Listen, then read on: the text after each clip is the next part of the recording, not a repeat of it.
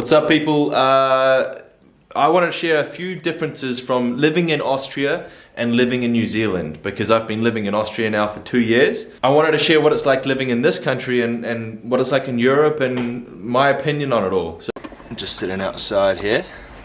So one of the first things that I noticed when I came here was the weird windows that they have. They have like the setting where you can rotate it and then pull it, so it's like, I think the word they use is kipped the window, so it's like partly open, which makes total sense. I don't understand why the whole world doesn't have this, but it's such a good feature, so that's one thing. So check this out as an example, right? You have the door, and then it's shut, and then you can go like this, and then open it. How great's that? And you get a bit of air coming through here, and you go like this, and then you can open like that. I'm happy about that. In Austria, they only indicate when you leave the roundabout. Doesn't make sense to me. I think when you go, so in New Zealand you enter a roundabout, and if you're turning left or right, then you indicate left or right when you enter the roundabout. But in Austria, you just indicate out when you leave. One thing I've realized is that Austrian people don't like small talk. Like, it's super common in New Zealand and it's not at all common here, which it feels a bit rude, but I think it's just the way that they are. Instantly when I came here and I got a phone, I realized how cheap the data is. Like, I think I have like 15 gigabytes of data and I pay like 10 euros a month or something. But in New Zealand you pay like $30 for, I don't know, 2 gigabytes maybe. But it's a crazy difference. Also, when you go to a restaurant in Austria or a cafe, sometimes in cafe you don't get free water. Like in New Zealand, you go to a restaurant, you get free water on the table. You say, hey, can I get a bottle of water? And then the waiter just brings a bottle out. In Austria, you have to pay, and they ask you, do you want sparkling water or still water? Also with restaurants, you always pay at the end. And it was like, when I came here, I went to a cafe and I walked up to the front to order, and she was like, why are you here? She's like, go sit down. And then I went and sat down, and then she comes and she takes my order, and then like I ordered a cappuccino, and then the cappuccino comes out, and then I wanted to pay, so I got up and walked back to the front desk, and she's like, what do you want? I was like, I just want to pay. And she's like, okay, go sit down. And then I went back and sat down, and then she came to me and paid. It's weird, because in New Zealand, like, you only pay at the end usually in restaurants. When I arrived here, you're allowed to smoke inside, indoors. So all of the nightclubs and the bars were just filled with smoke. But now there's a new law in 2019 where you can't smoke inside, but they still smoke so much in Austria, so much cigarettes, and it's like 5 euros for a pack of cigarettes. And back home, it's not, like, I think it's like $26 for a packet of cigarettes or something. And no one smokes. If you smoke in New Zealand, like, a lot of young people just use the roll cigarettes, but it's way more common for people to smoke in Austria. Also, fact, the word, like the slang word for cigarettes in New Zealand is dari, and then in Austria, the slang word they say like chig.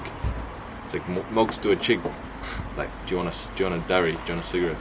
Another thing, if you're biking on the roads here, you don't have to wear a helmet, but back like in New Zealand, if you bike without a helmet, the police will stop you. On Sundays, the shops, like the supermarkets, are shut, which is so frustrating if you don't have any groceries, because it means you have to buy food. And back home, the supermarkets are open, like some are open 24/7, like even on Sunday. I find in winter here, people like over exaggerate when it's cold. Like maybe it's like 0 degrees or like -2 or something, and everyone just literally covers himself with every kind of piece of clothing you can imagine. And when I, like, for example, when I go to my girlfriend's parents' place and I don't have a jacket and I'm not cold, they'll think that I'm like crazy for not wearing a jacket. I feel like they're over exaggerated. If you do anything wrong in Austria, you're most likely going to get a fine or get told off. They're pretty strict with like following the rules here. And back home in New Zealand, I was just so used to doing things knowing that if you did get in trouble for something, then the police would usually be like, oh, okay, just don't do it again, or like whatever. And the police here are so unpredictable. You can just get in trouble for anything. Like even one time I walked into the supermarket here, and my shoes were like squeaking, and the lady like told me to be quiet. It's like, please. She's like, she was like, don't make that noise. It's annoying. Also, on the topic of supermarkets, they're way smaller.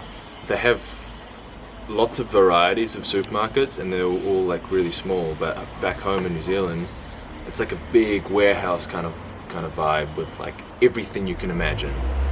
And there's maybe less of them, but they've got everything. So I don't know. I kind of prefer the bigger ones because there's nothing worse than going to like all the way to a supermarket and they don't have what you want, and then you have to go to another one. One absolute major difference, probably the biggest difference, is beer. Like beer in New Zealand, they're always in 330ml bottles, mostly, in 330 milliliter bottles.